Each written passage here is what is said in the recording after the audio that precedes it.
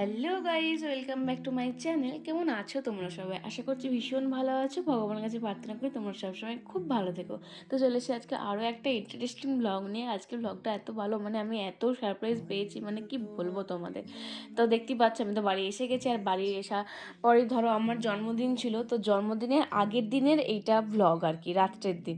তখন বাজছে মোটামুটি 9:45। হঠাৎ করে দেখছি ভাই আসার পথে, ভাই একটু টিউশন গেছিলো, আসার সময় এরকম কেক টেক নিয়ে এসছে, বলছে এই নে তোর জন্য।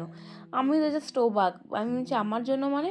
বলছে যে হ্যাঁ তোর জন্য। আমি বলছি তোকে এত পাকা মরলি করে কে এইসব করতে বলেছে? কেউ নেই, দিদিরা নেই, মিস্টার ভদ্র আসবে না, কে কে এইসব করবে? আমি এসব করব না। তো বলছে যে না, এটা মিস্টার ভদ্র আমার জন্য সব পাঠিয়েছে, ওকে টাকা দিয়ে দিয়েছে, এরকম ব্যাপার আর কি। তো আমি এত খুশি হয়ে গেছিলাম, শুধু এটাতে থেমে থাকেনি। ভাই দেখো, ভাই আবার আমার জন্য এই মাটন বিরিয়ানি আরে সব কিছু নিয়ে এসছে। আমি তো জাস্ট অবাক। ভাই বলছে এটা আমার তরফ থেকে তোর জন্মদিনের গিফট। কারণ আমি বিরিয়ানি খেতে খুবই ভালোবাসি।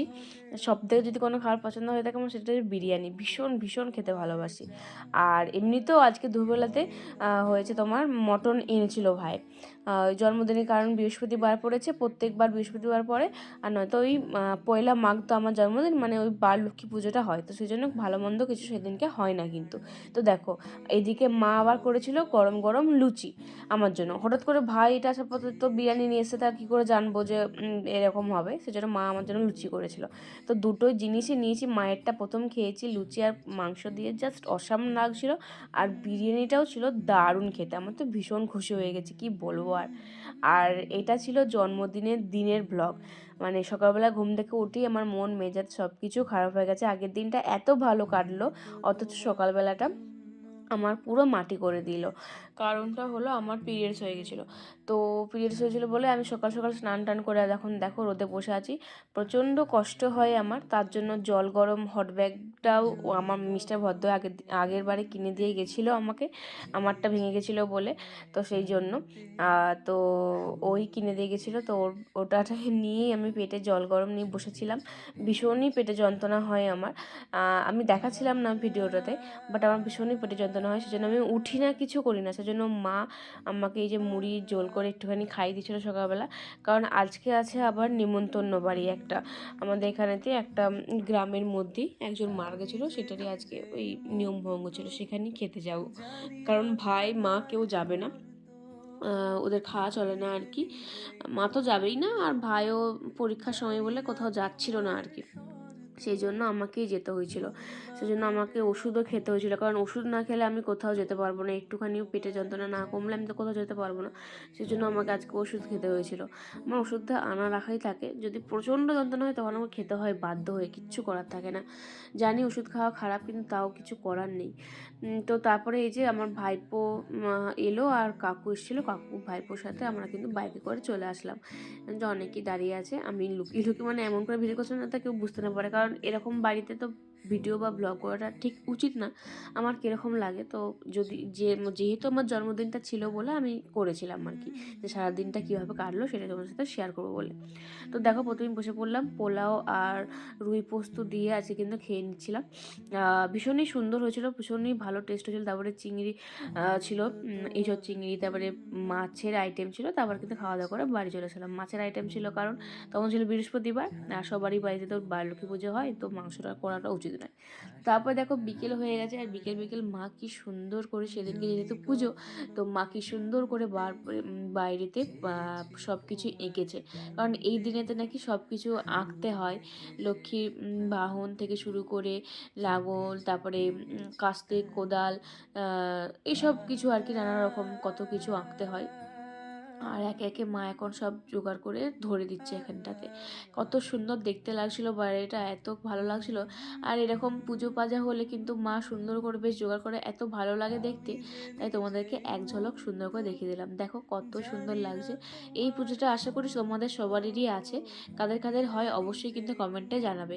তাই ভাবছি যে এই পুজোটা কবে হয়ে গেছে, 1 মাস হয়ে গেল, আর আমি এতদিনে পোস্ট করছি।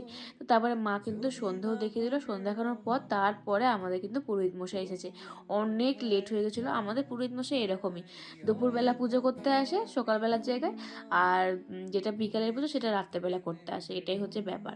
তো তারপরে এই যে আস্তে আস্তে পুজো কিন্তু শুরু হয়ে গেল। মা সব প্রদীপ, পঞ্চপ্রদীপ, তারপরে ধুনো টুনো সব যা আছে সব কিন্তু ধরিয়ে দিল। এখন বসে বসে এবার শাঁখও বেজে গেল। এরপর আমরা বসে থাকবো।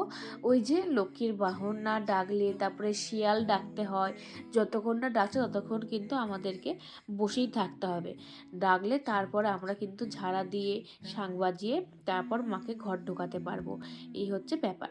তো আমি তো বসেই ছিলাম মায়ের সাথে একা একা। আগে বাবা থাকতো, বাবা এদিক ওদিক ঘুরে বেড়াতো, যে কোথায় ডাকছে তাহলে কানে শুনলেই হয়ে যাবে, একজন না একজন কানে শুনলেই হবে। তারপরে তো মা ওই যে লক্ষ্মীর পাঁচালি পড়লো, তারপর সেদিনটা কেটে গেল। সেদিনকে আমি আর কেক টেক কিছু কাটলাম না, ভিজে রেখে দিয়েছিলাম কেকটা। দেখো, মন যদি ভালো না থাকে তাহলে আর কি করে কেকটা কাটি বলো তো? একদমই মন মেজাজ ভালো ছিল না, পেটের যন্ত্রণা নিয়ে কি কিছু ভালো লাগে, তার জন্য কাটিনি।